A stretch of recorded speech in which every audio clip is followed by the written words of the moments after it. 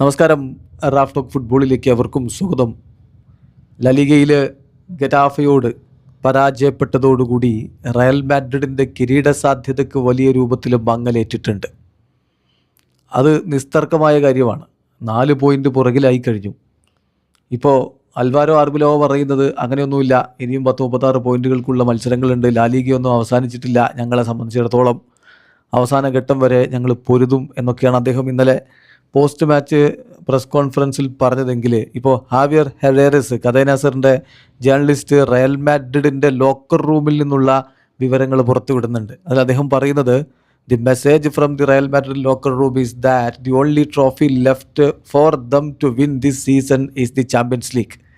ഈ സീസണിൽ ടീമിന് ഇനി വിജയിക്കാൻ ബാക്കിയുള്ളത് ചാമ്പ്യൻസ് ലീഗ് മാത്രമാണ് ഒരു സാധ്യത എന്നാണിപ്പോൾ റയൽ മാഡ്രിഡ് താരങ്ങൾ വിശ്വസിക്കുന്നത് എന്നാണ്. Players are completely sad and helpless. ഈ ഒരു തോൽവി അവർ വല്ലാത്ത നിസ്സഹായാവസ്ഥയിലാണ്, വല്ലാതെ ദുഃഖിതരാണ് പ്ലെയേഴ്സ് എന്നുകൂടി കൂട്ടിച്ചേർക്കുന്നുണ്ട്. തീർച്ചയായിട്ടും അതിൽ ഒരല്പം യാഥാർത്ഥ്യമുണ്ട്. പക്ഷേ യുവേഫ ചാമ്പ്യൻസ് ലീഗിലെ കിരീടം എന്നൊക്കെ പറഞ്ഞാൽ അതും അത്ര എളുപ്പമൊന്നുമല്ല. മാഞ്ചസ്റ്റർ സിറ്റിക്കെതിരെയാണ് പ്രീ ക്വാർട്ടർ കളിച്ച് കയറേണ്ടത്. നമ്മൾ എത്രയൊക്കെ UCL കിങ് ഇതാണെന്നൊക്കെ പറഞ്ഞാലും കറൻ്റ്ലി ടീം എങ്ങനെ പോകുന്നു എന്നുള്ളത് തന്നെയാണ് പ്രധാനപ്പെട്ട കാര്യം. ഇപ്പോൾ റയൽ മാഡ്രിഡ് ടിവിയുടെ പ്രോഗ്രാമിൽ അവർ പറഞ്ഞത്, Real Madrid players already self criticism ആരംഭിച്ചിട്ടുണ്ട് ഈ കളിക്ക് ശേഷം. And they are sure to make changes in the next game. അടുത്ത മത്സരത്തിൽ അവർ മാറ്റങ്ങൾ വരുത്തുമെന്ന് അവർക്ക് ഉറപ്പുണ്ട് എന്നാണ്.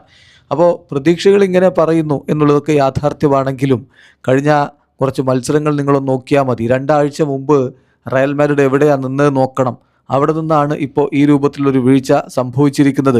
26 കളി 60 പോയിൻ്റ് എന്ന നിലയിലേക്ക് റയൽ വീണിരിക്കുന്നു. 26 കളി 64 പോയിൻറ്റുമായിട്ട് FC ബാഴ്സലോണയാണ് മുന്നിൽ. +45 ബാഴ്സയുടെ ഗോൾ ഡിഫറൻസ് എങ്കിൽ +32 ഉള്ളൂ റയൽ മാഡ്രിഡിൻ്റെ ഗോൾ ഡിഫറൻസ് എന്ന കാര്യം കൂടി ശ്രദ്ധിക്കുക. പിന്നെ അൽവാരോ ആർബിലോയുടെ കാര്യത്തിൽ അദ്ദേഹം ഈ സീസണിന് അപ്പുറത്തേക്ക് തുടരാനുള്ള സാധ്യതയും കുറവാണ്. ഇപ്പോൾ അദ്ദേഹം റയലിൻ്റെ കോച്ചായിട്ട് വന്നിട്ട് എല്ലാ കോമ്പറ്റീഷനുകളും കൂടി നോക്കുമ്പോൾ 12 കളികളിൽ നിന്ന് 4 കളികൾ ഓൾറെഡി തോറ്റു കഴിഞ്ഞു. അതായത് കോപ്പ ഡെൽ റേയിൽ പുറത്തായല്ലോ 3-2 അൽബാസെറ്റയോട് തോറ്റിട്ട്.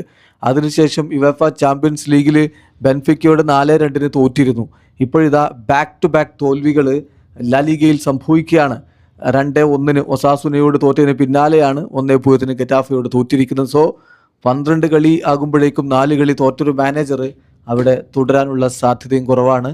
ചുരുക്കി പറഞ്ഞാൽ സമ്മറിൽ വലിയ മാറ്റങ്ങൾ റയലിൽ ഉണ്ടാവാനുള്ള സാധ്യതയാണ് കാണുന്നത്. വീഡിയോ അവസാനിക്കുന്ന ഫുട്ബോൾ ലോകത്തെ കൂടുതൽ വിശേഷങ്ങളുമായി റാഫ് ടോക്സ് എത്താം.